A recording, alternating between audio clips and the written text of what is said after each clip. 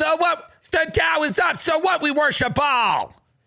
Maybe you should thank Baal for the Dow being at 50,000. You're a pretty good stock trader, Raskin. From what I hear, maybe instead of angering Baal, you thank Baal. Thank Baal for what he's done for American 401ks. Baal has done more for the S&P 500 than Joe Biden did. Joe Biden didn't do anything for the S&P 500. We had to go to Moloch and Baal.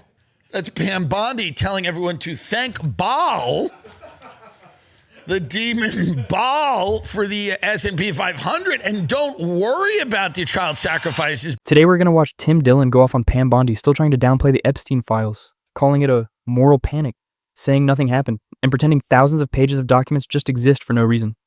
Tim breaks down why that argument collapses instantly, and why the pressure around these files is making everyone completely lose their composure. Let's get into it.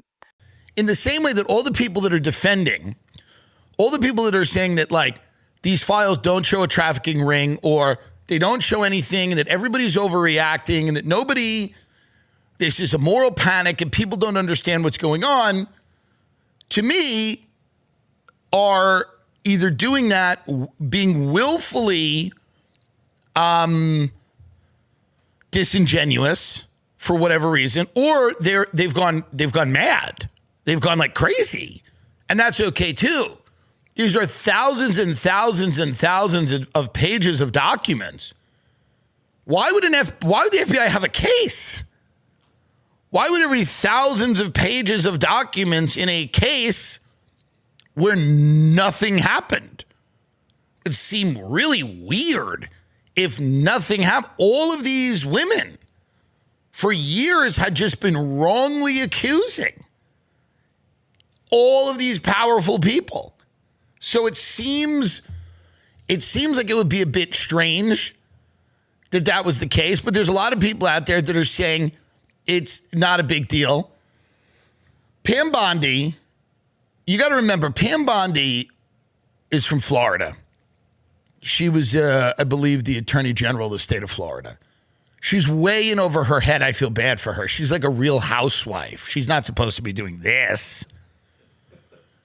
They all get in there and they all think, they all go, oh, we're gonna, justice is here. The Avengers are here. Her and Cash and Bongino. He's already back to podcasting. It's in under a year. She has no idea what's going on. She gets in there and these people are all unprepared. You don't get thousands of pages of FBI files because nothing happened. That's not how reality works. The idea that all these women, over decades, just woke up and decided to lie about the same powerful people is insane. And when people like Pam Bondi step into this, you can see it immediately. They thought this was a press tour. It's not. It's a minefield. And once you're in it, the only way out is to lie, deflect, and protect the people at the top. But they really don't know what to do. They're all unprepared for what is about to happen. They don't know. She doesn't know what's about to happen. She has no idea. And then they're given a choice. They're like, you're involved now in this cover-up. This is you. This is on you. You're in it with us. Here she is crashing out, as the kids would say, crashing out about why she has not indicted any of the billionaires, kings, prime ministers, ex-presidents that are on the Epstein list. Now, we know the answer to that. The answer to that is that she's not able to. She's told she's not allowed to. And she herself, does she want to pick a fight with Sultan whoever? So let's take a look at Pam Bondi again here. Pam Bondi, this is her, and none of these people can keep their cool because they're under tremendous pressure, and I'm not defending any of them, but they're under tremendous pressure because the things that are in these documents will unravel governments. So let's take a look here at Pam Bondi. The Dow right now is over. The Dow is over $50,000. I don't know why you're laughing. You're a great stock trader, as I hear, Raskin. The Dow is over 50,000 right now. The S&P at almost 7,000. and the NASDAQ smashing records. Americans' 401ks and retirement savings are booming. That's right. That's what we Who should cares be if we talking kidnap about. their children? What does it matter? Who cares if we kidnap the Dow is up. The Dow's up. Who cares if we snatched your kids and took them to an island to abuse them? The Dow is up. So what? So what? We're part of an ancient blood cult. The Dow is up. So what? We perform sacrifices to deities so that we can have their power. The Dow is up. I love how Tim is being sarcastic here, but on a serious note, what Pam Bondi is doing is disgusting. She's on the stand being asked about the evil and violent things elites are doing to women and children, and why she's protecting them by not releasing names or pursuing legal action. And her response is that the stock market is up. You can't make this up. It's completely unacceptable. You know what the NASDAQ's doing? The blue chips, the S&P 500? Why don't you shut your mouth about the kids that we abducted and sacrificed so we can please Lucifer or Baal? So what? The Dow is up. So what? We worship Baal. Maybe you should thank Baal for the Dow being up 50,000. You're a pretty good stock trader, Raskin. From what I hear, maybe instead of angering Baal, you thank Baal. Thank Baal for what he's done for American 401ks.